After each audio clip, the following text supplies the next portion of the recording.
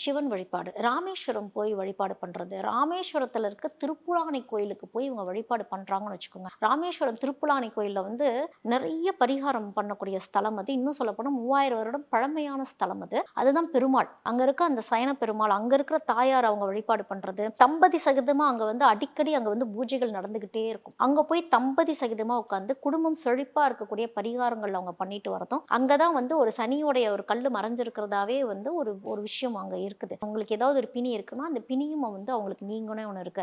அனந்த பத்மநாத சுவாமி கோயிலுக்கு போய் 2 நாளாவது தங்கி அவங்க வழிபாடு பண்ணிட்டு வராங்கன்னா பயம் முதல் நீங்கும். தேவையில்லாத பயம். மீனத்துல இருக்கவங்களுக்கு பார்த்தீங்கன்னா, ஒண்ணு சீக்கிரம் திருமணம் ஆயிட்டு, அவங்க இருக்க லைஃப் பார்ட்னரையே சார்ந்து இருக்கிற மாரி இருக்கும். எல்லா எக்ஸ்பெக்டேஷனும் லைஃப் பார்ட்னர்ட்ட வைக்கிறப்போ, லைஃப் பார்ட்னருக்கு ப்ரெஷராவே அது மாறிடும். இன்னொரு கேட்டகரி இருக்காங்க. திருமணம் பண்றக்கே பயமா இருக்கும். இப்படி ஆயிடும், அப்படி ஆயிரும். எனக்கு இப்படித்தான் வரணும், அப்படித்தான் வரணும்னு காத்துக்கிட்டே இருக்கிறவங்கலாம் இருப்பாங்க. சில பேர் லவ் ஃபெயிலியர் ஆனவங்கலாம் இருப்பாங்க. திரும்பி இன்னொரு ரிலேஷன்ஷிப்குள்ள போறதுக்கு இவங்களுக்கு பயமா இருக்கும். அவங்கலாம் வந்து கண்டிப்பா இங்க இருக்க அனந்த பத்மநாப சுவாமி கோயில்ல போயிட்டு அங்க வழிபாடு முறைகள் பண்ணி அங்க நல்லா குடுத்து வழிபாடு பண்ணணும். குடுத்து செழிப்பா வழிபாடு பண்ணிட்டு வர்றாங்கன்னா, இவங்களுக்கு வந்து புதன் வந்து ஃபேவரபிளாவே இவங்களுக்கு மாறும்.